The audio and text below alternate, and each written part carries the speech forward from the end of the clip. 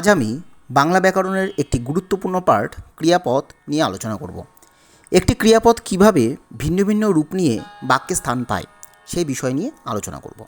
অর্থাৎ ক্রিয়া সংগঠনে ক্রিয়ার ভাব বা ধরন কীরকম সেটি আজকে বলবো।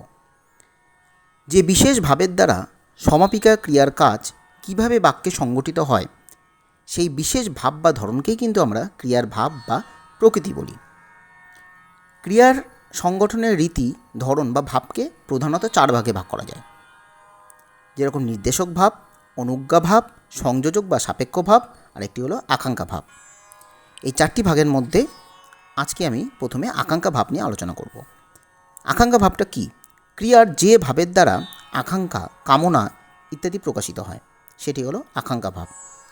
যেরকম যদি একটি উদাহরণ দিই, দেশের মঙ্গল কামনা করি বা সে দেশের মঙ্গল কামনা করে, এখানে মঙ্গলার্থে কামনা করছে, একটা আকাঙ্ক্ষা ভাবে প্রকাশ পাচ্ছে। সে আমার বাড়ি আসুক, এটাও কিন্তু একটি আকাঙ্ক্ষা ভাবের প্রকাশ পাচ্ছে। এরপরে যদি বলি সাপেক্ষ বা সংযোজক ভাব, এই সাপেক্ষ ভাবটি হলো বাক্যে অবস্থিত একটি ক্রিয়া যদি অপর আরেকটি ক্রিয়ার ওপর নির্ভরশীল হয়ে থাকে, যে ক্রিয়ার ওপর নির্ভরশীল হয় সেই ক্রিয়ার ভাবকেই আমরা সাপেক্ষ বা সংযোজক ভাব বলে থাকি। অর্থাৎ বলতে পারি, ভগবান যদি ঠিক সময়ে বৃষ্টি দিতেন তবে ফসল ভালোই হতো। এখানে ভগবান বৃষ্টি দিচ্ছে, এই বৃষ্টি দেওয়ার ওপর ফসল ভালো হওয়াটা নির্ভর করছে। সুতরাং একটি ক্রিয়াপদ আরেকটি ক্রিয়ার ভাবের ওপর নির্ভর করছে। তা সুতরাং বৃষ্টি দিতেন এটি হলো সাপেক্ষ ভাব। আবার যদি বলি সারা বছর ভালো মতন পড়াশোনা করলেই ভালো ফল পাওয়া যায়, বাক্যের প্রথম অংশে রয়েছে সারা বছর ভালো মতন পড়াশোনা করলেই, পড়াশোনা করার ওপরই নির্ভর করছে ভালো ফল। সুতরাং পড়াশোনা করাটা হচ্ছে সাপেক্ষ ভাবের অন্তর্গত। এর পরের ভাব নিয়ে আলোচনা করব, সেটি হলো অনুজ্ঞাসূচক ভাব। যে ক্রিয়ার দ্বারা বক্তার আদেশ, উপদেশ, অনুরোধ, নিষেধ ইত্যাদি ভাবকে প্রকাশ পাবে। অর্থাৎ 4টা জিনিস আমরা মনে করব অনুজ্ঞাভাবে: আদেশ, উপদেশ, অনুরোধ এবং নিষেধ। সেটি হলো অনুজ্ঞা ভাব। উপদেশ দিয়ে যদি আমি একটি বাক্য বলি, মন দিয়ে পড়াশোনা করো, মন দিয়ে পড়াশোনা করো, এটি কাউকে উপদেশ দিচ্ছি, সুতরাং উপদেশ সূচক অনুজ্ঞা ভাব। তাকে যেতে দিও না ঘরের বাইরে, এটি একটি নিষেধ সূচক অনুজ্ঞা ভাব। তুমি ভালো মতন পড়ো, এটি আদেশ করা হচ্ছে, বা 1 গ্লাস জল দাও, এটি আদেশ সূচক অনুজ্ঞা ভাব। দয়া করে দেশের কল্যাণে সকল নেতারা এগিয়ে আসুক, এটি হচ্ছে অনুরোধ সূচক অনুজ্ঞা ভাব। অর্থাৎ অনুজ্ঞা ভাবটি আদেশ, উপদেশ, অনুরোধ এবং নিষেধ এই 4টি ভাবের ওপর নির্ভরশীল। এবার যেটি পড়ব নির্দেশক ভাব। যে নির্দেশক ভাবটি আকাঙ্ক্ষা ভাব, সাপেক্ষ বা অনুজ্ঞা ভাব থেকে সম্পূর্ণ আলাদা। যদি বলা হয় কোনো সমাপিকা ক্রিয়ার দ্বারা সাধারণ ভাব নির্দিষ্ট হলে সেই ক্রিয়ার ভাবকেই বলা হয় নির্দেশক ভাব।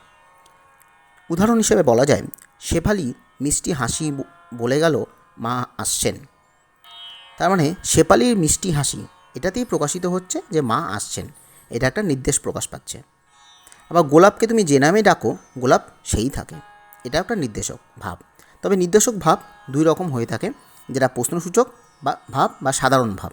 প্রশ্নবোধক ভাব যেরকম তুমি কি কাজটি করেছো, এখানে প্রশ্ন করা হচ্ছে। এই প্রশ্নবোধক ভাবটি আমরা তখনই বুঝবো এটি অনুজ্ঞা ভাব, সাপেক্ষ বা আকাঙ্ক্ষা ভাব কোনোটির মধ্যেই পড়ছে না, এটি প্রশ্ন করা হচ্ছে, সুতরাং এটি প্রশ্নবোধক নির্দেশক ভাব। আবার এটা থেকে যদি আমরা সাধারণভাবে যাই তাহলে হবে হ্যাঁ আমি কাজটি করেছি, তাহলে এটি হলো সাধারণ ভাব, যেটি অনুজ্ঞা বা সাপেক্ষ ভাব থেকে সম্পূর্ণ আলাদা। সুতরাং এটি হচ্ছে সাধারণ ভাব, নির্দেশক, সাধারণ নির্দেশক ভাব। এরপরে আমি যে বিষয়টি নিয়ে আলোচনা করব সেটি হচ্ছে ক্রিয়াপদের কাল।